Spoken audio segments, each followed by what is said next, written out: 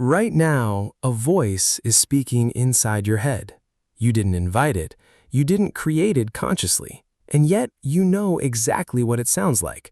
It tells you what to do, it questions your decisions, it reminds you of things you'd rather forget. And sometimes, a thought appears in your mind so suddenly that you wonder, where did that come from? You call it yourself. But imagine living 3,000 years ago and having that same experience. A thought appears, a voice speaks, and instead of thinking, that's my brain, you look toward the sky and think, a god is talking to me. And you believe it completely, not metaphorically, not as a story, as a fact. Kings have delayed battles because of messages they believed came from the gods. Prophets have changed the fate of nations because they believed they were being spoken to. Ordinary people have obeyed invisible voices with absolute certainty. So here's the question. What if the most powerful voices in the ancient world were never in the sky at all? What if they were coming from somewhere much closer, inside the human mind? And if that's true, then the strangest part isn't that ancient humans believed the gods were speaking to them. The stranger part is that your brain can still make a thought feel like it came from somewhere other than you. So before we try to understand what ancient humans heard, ask yourself one uncomfortable question. How do you know the voice in your head is actually you? Because once you start asking that question, the ancient world suddenly becomes a lot less ancient. Now, you might be thinking, okay, one story, one culture, one strange belief from a world that didn't understand the human mind the way we do today. Maybe ancient people simply believed weird things. Except there's a problem. It wasn't one culture. In ancient Egypt, people didn't always treat the gods as distant beings they simply prayed to. They sought answers from them. Questions were asked, signs were interpreted, sacred images could be used as part of those consultations, and when an answer came, people could treat it as divine instruction. Thousands of miles away, ancient Hebrew texts describe prophets receiving messages from God with extraordinary certainty, not merely sensing that God was nearby, but claiming to receive specific words and commands. And then there's ancient Greece. In the Iliad, warriors and kings don't always experience their emotions and decisions as entirely their own. Gods can enter the story and become the source of anger, courage, fear, desire, and action. Different cultures, different languages, different gods, and yet again and again the same strange idea appears. The human mind could receive a thought, impulse, command, or message and experience its source as something outside the self. Now, stop and think about how strange that is. We tend to assume that a thought in our head automatically belongs to us. Ancient people didn't always make that assumption. Sometimes they looked at the thought and saw a god, sometimes a spirit, sometimes a messenger from another world. So why did the human mind make that distinction? Why could an inner experience feel so completely external? And what if the answer has less to do with ancient religion and more to do with the architecture of the human brain? Because there's a name for the phenomenon we're about to uncover, and once you understand it, those ancient voices may start sounding very different. Let's go deeper, because once you hear what these people actually described, the word superstition starts to feel almost useless. Case 1. Delphi. High in the mountains of Greece stood the sanctuary of Apollo at Delphi. For centuries, people traveled enormous distances to ask one woman questions they were afraid to answer themselves. Her name was the Pythia. Kings came to her before making decisions that could determine the fate of entire kingdoms. Generals sought guidance before campaigns. Ordinary people came with questions about marriage, family, money, and death, and the answers were believed to come from Apollo. The Pythia would enter a prophetic state, and her words were interpreted as divine messages. Think about what that means. The most powerful people in the Greek world were willing to place part of their future in the words of someone they believed was speaking for an invisible intelligence, not because they thought she was giving an opinion, because they believed the god was answering them. Case 2. Mesopotamia. Now move thousands of years back into the civilizations of Mesopotamia. Here, kings had entire systems for discovering what the gods supposedly wanted. A dream could matter, an unusual event could matter, the behavior of an animal could matter. A ritual could be performed to ask a specific question, and specialists were trained to interpret the answer. Imagine being a king with an army at your command and still believing that the safest way to make a decision was to find out what the gods had already decided. Because if the sign was interpreted as favorable, you could move forward. If it was unfavorable, you might wait. The king still made the decision, but the decision was no longer entirely his. Something outside him was believed to have spoken first. Now we get something even more personal. A young boy named Samuel is lying in bed. It's nighttime. The temple is quiet. Then he hears his name, Samuel. He gets up and runs to Eli, the old priest. "You called me?" Eli tells him no. Samuel goes back to bed. Then it happens again. Samuel. Again he runs to Eli. Again Eli says he didn't call him. Then it happens a third time. Only now does Eli understand what Samuel believes is happening. So he tells the boy, "If you hear the voice again, don't come to me. Answer it." And Samuel does. The story says that God then speaks to him directly. Now stop for a second. Samuel didn't sit in bed thinking, maybe I'm having a strange thought. He didn't say, maybe my brain is doing something unusual. He experienced a voice. He searched for the person who must have spoken, and when no human explanation fit, the experience was understood as divine. And that's the thread connecting these stories. The details are different, the cultures are different, the gods are different, but again and again, ancient humans described something remarkably similar. A thought, a message, a command, an impulse, and the source didn't feel like me, it felt like someone else. That's the part I want you to remember, because we assume that when a thought appears inside our mind, it automatically belongs to us. Ancient people didn't always make that assumption. Sometimes they called the source a god, sometimes a spirit, sometimes a messenger, sometimes a voice from another world, but the experience came first, the explanation came second, and that changes the question completely. The question isn't simply, why did ancient people believe in gods? The question is, why can the human mind experience its own thoughts as if someone else put them there? And once we understand that, those ancient voices may stop looking supernatural and start looking human. Okay, here's where this stops being a history lesson and starts getting genuinely strange, because we've spent the last few minutes looking at people who claimed that gods, spirits, or unseen beings were speaking to them. But what if we've been asking the wrong question? What if the mystery isn't why ancient people believed in gods? What if the mystery is why a human thought could ever feel like it came from someone else? In the 1970s, a psychologist named Julian Jaynes proposed an answer so radical that it still sounds almost impossible.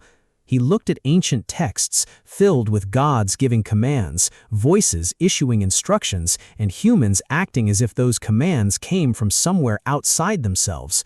And Jaynes asked, what if these people weren't simply imagining gods? What if their experience of their own minds was fundamentally different from ours?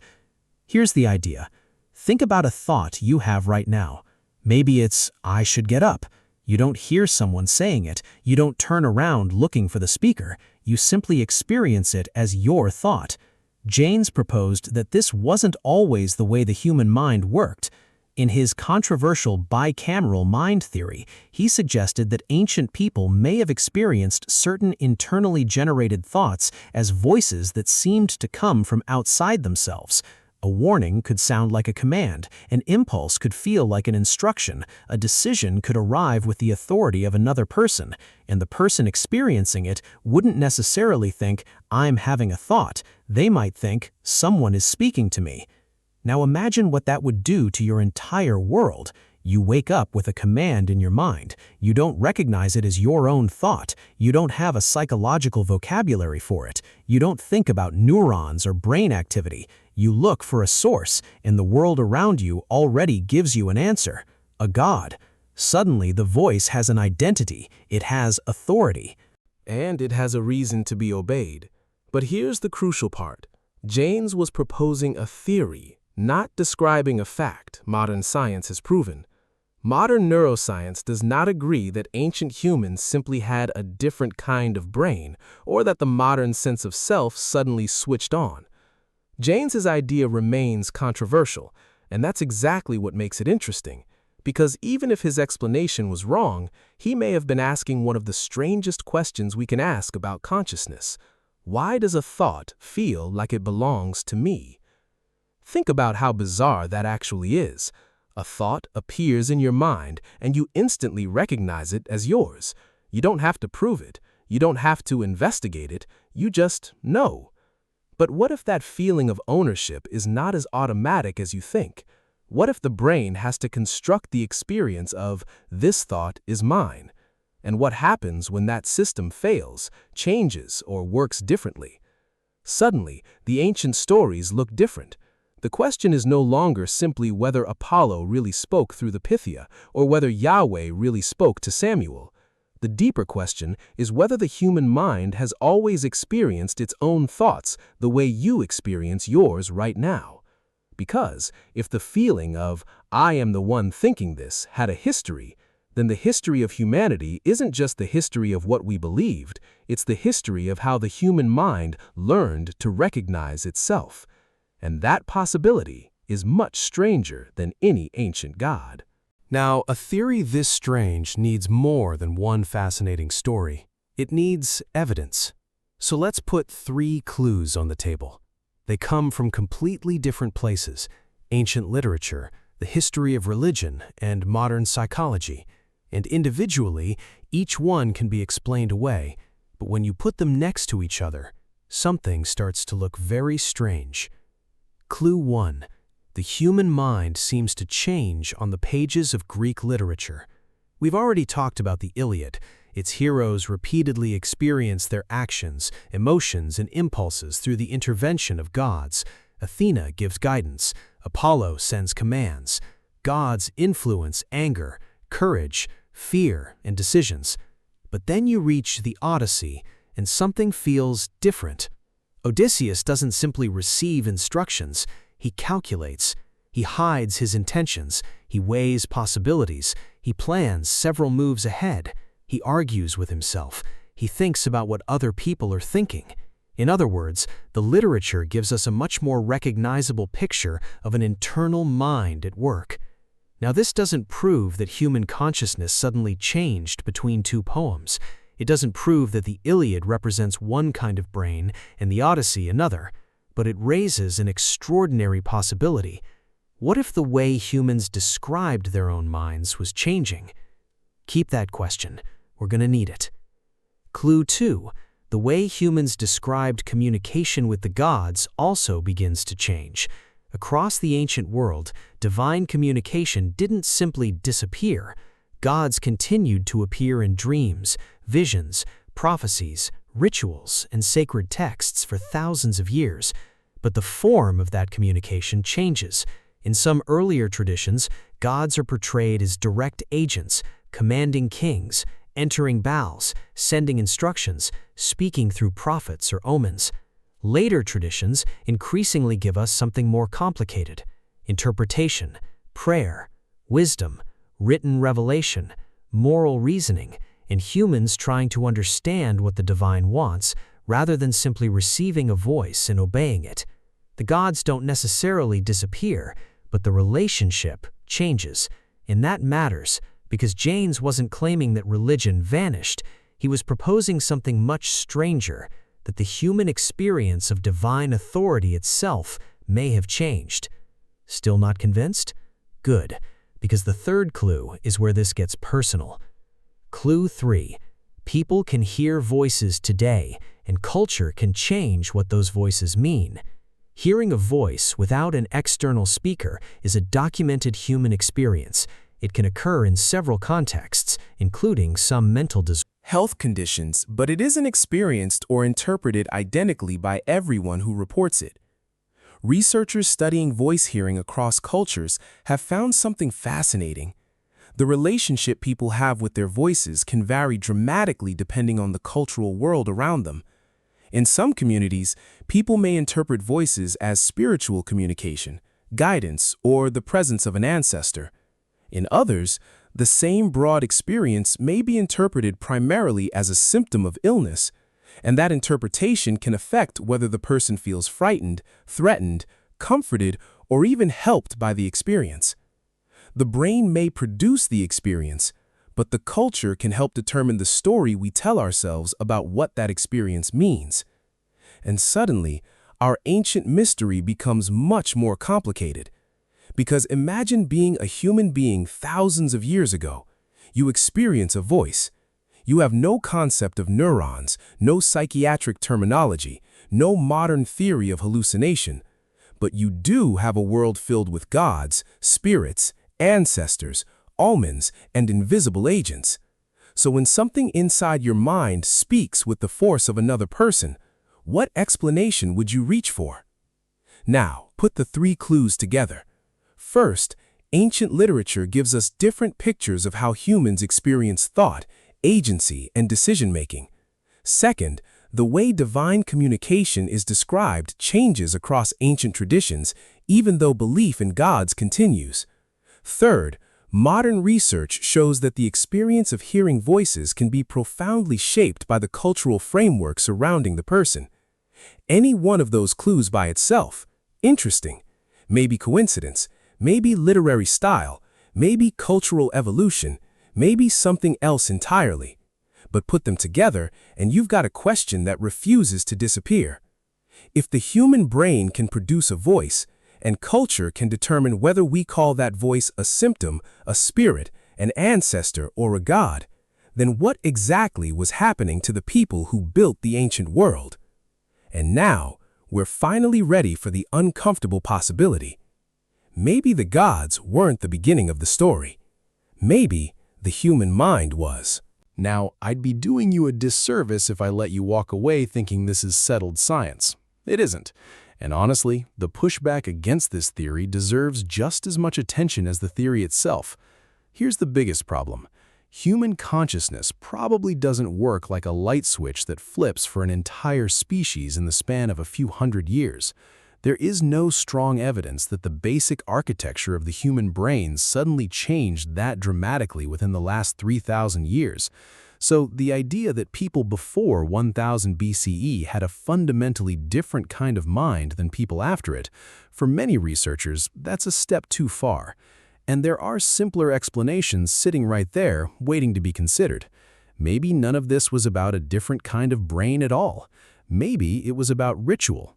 Trance states brought on by fasting, chanting, isolation, or even environmental factors. Some researchers have proposed that geological gases around the Pythias temple may have contributed to what people experienced there. Maybe it was about social pressure. If you grow up in a world where everyone around you already believes gods speak to people, a powerful gut feeling, a vivid dream, or a sudden flash of clarity might naturally get described using the only language available. A god spoke to me. Maybe the experience itself wasn't fundamentally different from what you or I feel today. Maybe the explanation was. In other words, maybe the minds were the same all along.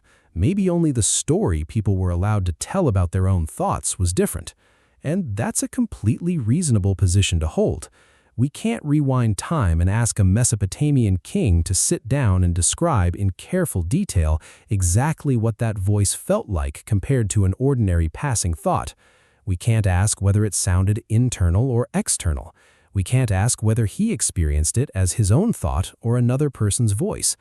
All we have is what was written down, and what was written down was already shaped from the very first word by what that culture expected a voice to mean.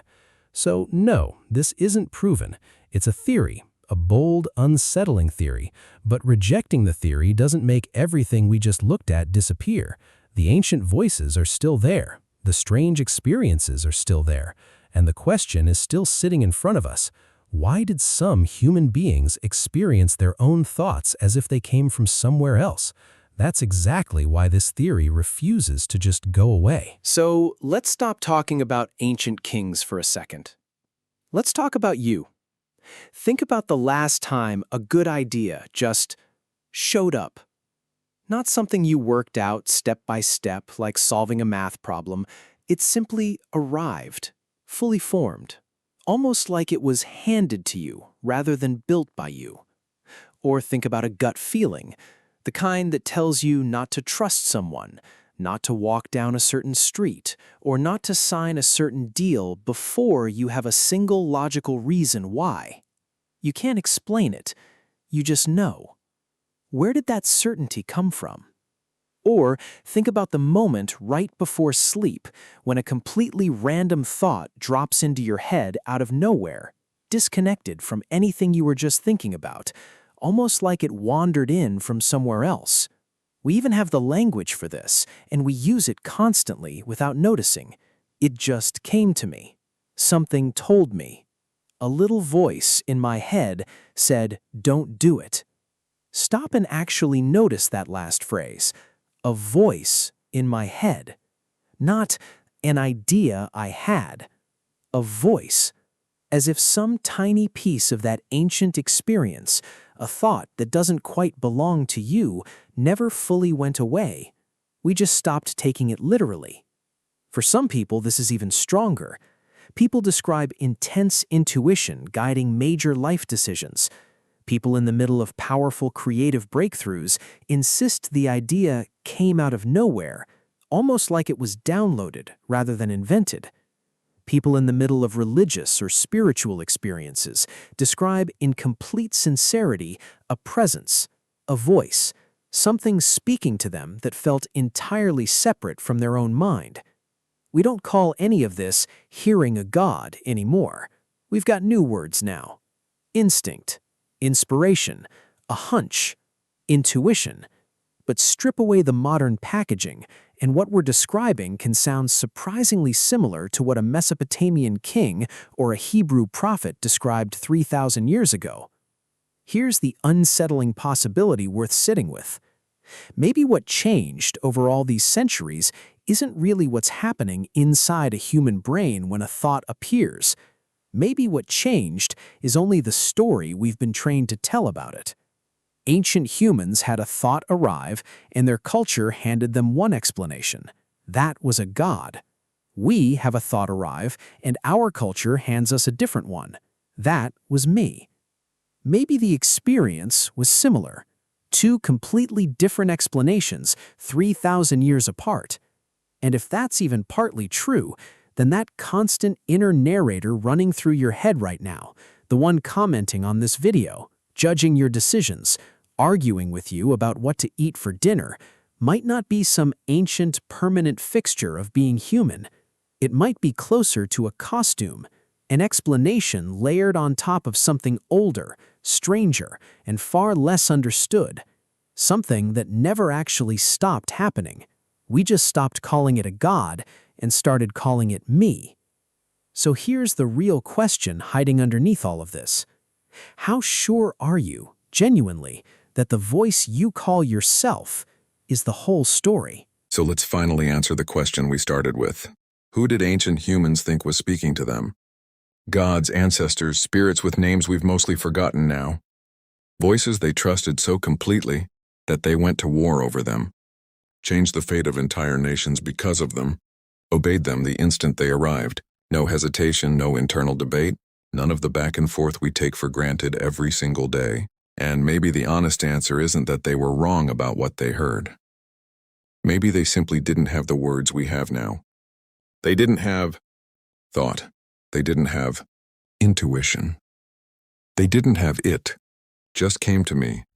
So when something arrived, in their mind fully formed, with no memory of choosing it, they reached for the only explanation big enough to hold it. They called it a god. We call it ourselves. And that, right there, might be the real twist in all of this. This was never really a video about ancient kings and prophets and oracles. It only used them as a way in. Because the strange thing, we've been circling this entire time isn't out there in history somewhere. It's happening right now, inside your skull. While you sit here watching this, that voice narrating your life, judging your choices, arguing with you about things you haven't even decided yet. You've spent your entire life assuming it's simply you, without ever stopping to question where it actually comes from. when it first showed up, or whether you is even the right word for it. Most people never ask. They don't have to. The explanation feels so obvious, so automatic, that the question never even forms. But now you know something they couldn't have known. You know that for most of human history, people answered that exact same question completely differently, not because they were foolish. Perhaps because they experienced the boundary between me and not me differently, or simply understood those experiences through a completely different framework. So here's what I want you to actually do with this. Tonight, or even just later today, a thought is going to arrive in your head, out of nowhere, fully formed. No memory of choosing it, no memory of building it. It'll just be there like it always shows up, like it belongs to you by default. And in that moment, I want you to pause, just for 1 second, and ask yourself the exact question ancient humans never had to ask, because they already had an answer waiting. Is that me talking? Or is something just speaking through the machine? Hold on, Black, no music. Let it breathe for 2 full seconds before any end card or subscribe prompt appears. If that question is still sitting with you right now, good. That's the whole point. Subscribe if you want to keep pulling threads like this one.